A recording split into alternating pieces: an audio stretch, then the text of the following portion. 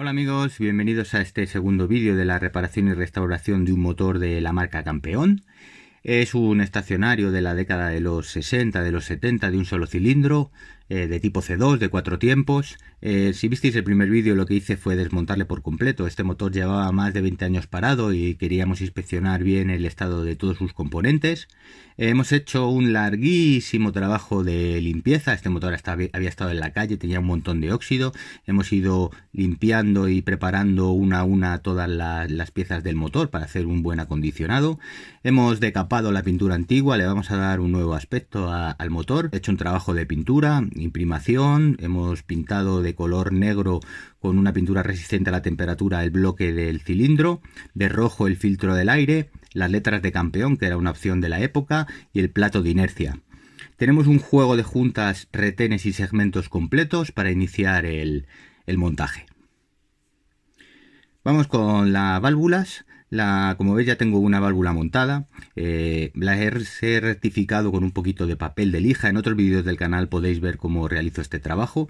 Lo que voy a hacer ahora es montar los muelles. Para ello los comprimo con ayuda del tornillo de mesa y unas bridas. El muelle me queda comprimido y me resulta mucho más sencillo hacer la instalación. Para la instalación simplemente tenemos que colocar la válvula en su posición con un poquito de aceite para que lubrique perfectamente. Colocamos el muelle. Estas válvulas van con un posicionador y un fijador. Una vez que la tenemos puesta en su sitio, colocamos el posicionador y con ayuda de un alicate de punta metemos el fijador en su sitio.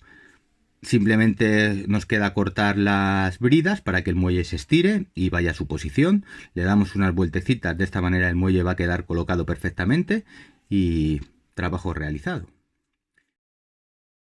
Vamos a poner también los segmentos. Hemos sustituido los dos segmentos de compresión. Los segmentos de engrase vamos a dejar los que tenía. En este motor están en muy buenas condiciones. Vamos a lubricar bien tanto el pistón como el cilindro para deslizarle dentro. Es importante colocar los segmentos de tal manera que no coincidan las ranuras para que luego el motor tenga una mejor compresión. Yo para introducirles me ayudo, como veis, con una abrazadera de tubo y una tenaza grande. De esta manera comprimo los segmentos y puedo introducir el pistón dentro del cilindro. Para los segmentos de compresión lo hago de la misma manera. En este caso hay que tumbarle, puesto que si no nos toca la biela abajo y no podríamos empujarle.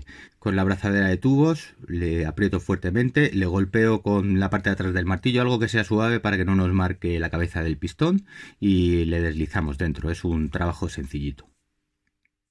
Bueno, vamos a instalar la biela. Como veis, ya tengo preparado el cigüeñal y la parte de abajo de la biela para instalarla. Si visteis el vídeo en el que le desmontamos, lo hicimos desde la parte de arriba.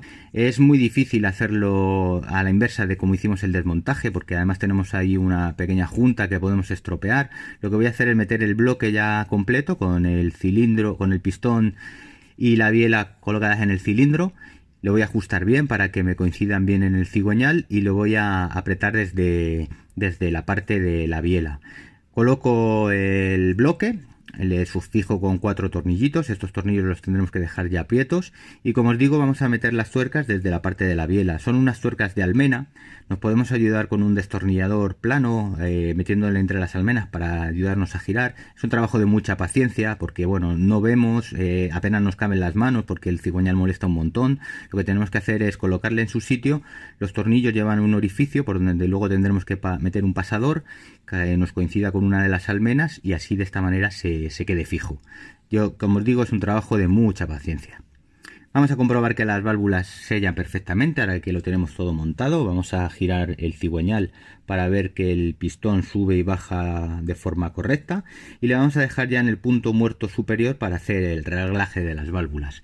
Los empujadores llevan un tornillo y una tuerca. Esto nos permite ajustarles. La distancia que tiene que llevar la válvula de admisión es de 0,15 milímetros y la válvula de escape de 0,20 milímetros. Con 2 llaves vamos ajustando para que nos quede perfecto, y luego ya simplemente es apretar a contratuerca para que no se muevan. Voy a poner ahora el retén de la tapa de la polea. Le lubrico bien. Con ayuda de la maza de goma le doy unos golpecitos para ponerle en su posición. En la misma tapa lleva el rodamiento es el rodamiento original, está en muy buen estado, la verdad es que este motor, a pesar de tener 50 años, tenía fama de motor robusto y las piezas están en muy buenas condiciones. Le vamos a instalar ya con el rodamiento colocado. Como veis lleva una junta de cartón. Yo me hice con un juego completo de juntas. Si necesitáis hacerlas, no son juntas demasiado enrevesadas, se pueden recortar con papel, con cartón para juntas perfectamente. Le introducimos en su sitio ya con el rodamiento para que nos quede bien ajustado y simplemente con 5 tornillos, perdón, le ponemos en su sitio. Vamos a poner la magneto. La magneto en un principio no nos daba chispas, sospechábamos que podía ser un problema con el condensador. El condensador lo ha resultado estar bien, vamos a dejar el condensador original. Si alguien necesita un condensador es de un Kohler K91, Saprissa ya no tiene repuestos para este tipo de magnetos, así que un Kohler K91 nos vale perfectamente. Como veis ya tengo marcadas las posiciones en donde tiene que ir el plato con respecto al cigüeñal y con respecto a la magneto. Lleva unos puntitos que nos indican el sitio. Los he marcado de gris para que la cámara se vea mejor. Y lo único que tenemos que hacer es introducir la magneto. Lleva una junta tórica. Cuando la vayamos a meter hay que tener un poquito de cuidado para no dañarla. Y luego hacer coincidir los dientes para que se queden alineadas las marcas. Una vez que lo tenemos damos una vueltecita al cigüeñal para ver que todo está correcto, que las marcas se vuelven a alinear después de una vuelta. Y lo que sí que voy a hacer ahora es una pequeña prueba. Voy a colocar la bujía, la voy a poner con una pinza metálica para que haga masa y voy a girar a mano el cigüeñal para ver que cuando las dos marcas se nos alinean nos salta la chispa. De todas maneras, la magneto tiene un sistema para adelantar o atrasar el punto de ignición. Una vez que tengamos el motor ya en marcha podemos jugar un poquito con esa alineación. Como veis, al girarlo sale una chispa, no es una chispa demasiado grande, como os digo, lo estoy girando con la mano, pero bueno, vemos que cuando se alinean las marcas nos salta la chispa. Ponemos la junta de la parte delantera, lo mismo que os decía antes, si no las encontráis las podéis hacer perfectamente, no son demasiado complicadas. También lleva un retén en esta parte, se atornilla con 6 tornillos, 4 de ellos están muy a la vista, son muy fáciles de apretar, los otros 2 están un poquitín escondidos en el lado de la magneto. Siempre que hay una junta intentar hacerlo de forma cruzada, apretar los tornillos de forma cruzada para que la junta selle perfectamente.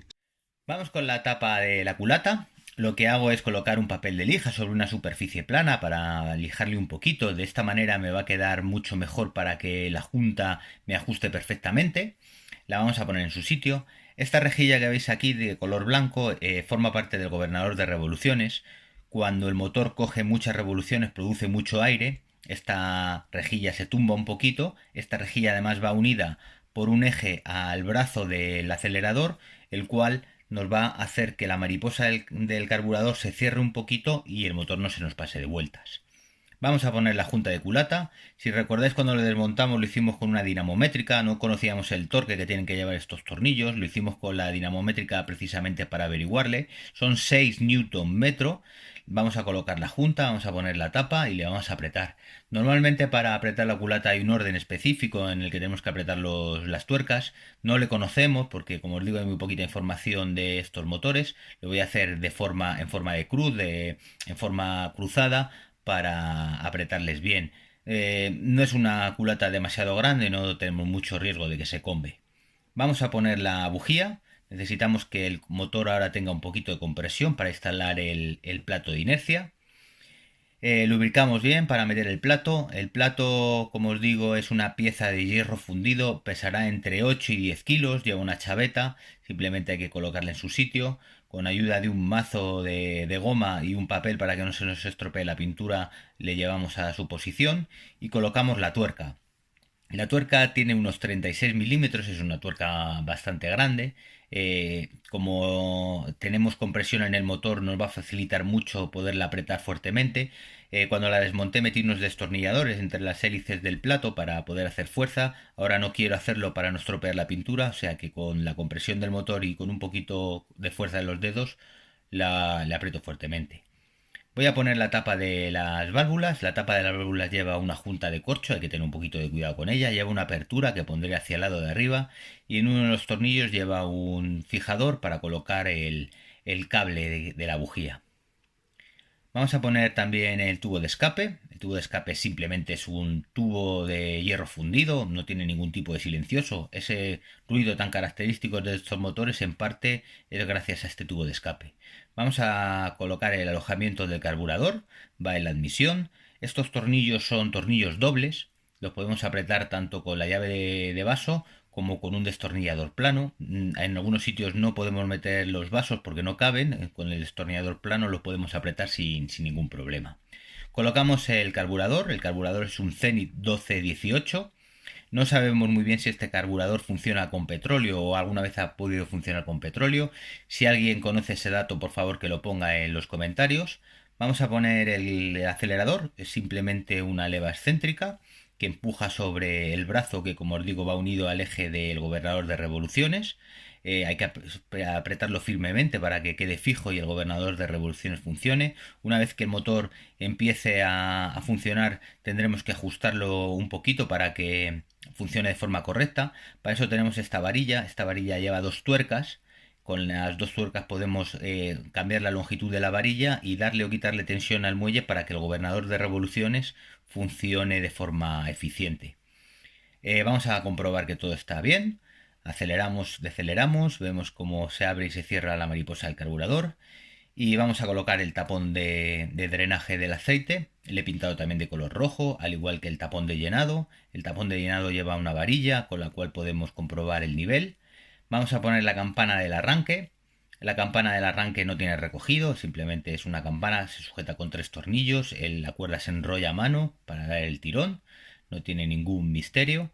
Y vamos a poner el filtro de aire característico de la marca Campeón. Se desatornilla, como veis, con una mariposa que lleva arriba, el filtro sale por debajo para sustituir las gomas.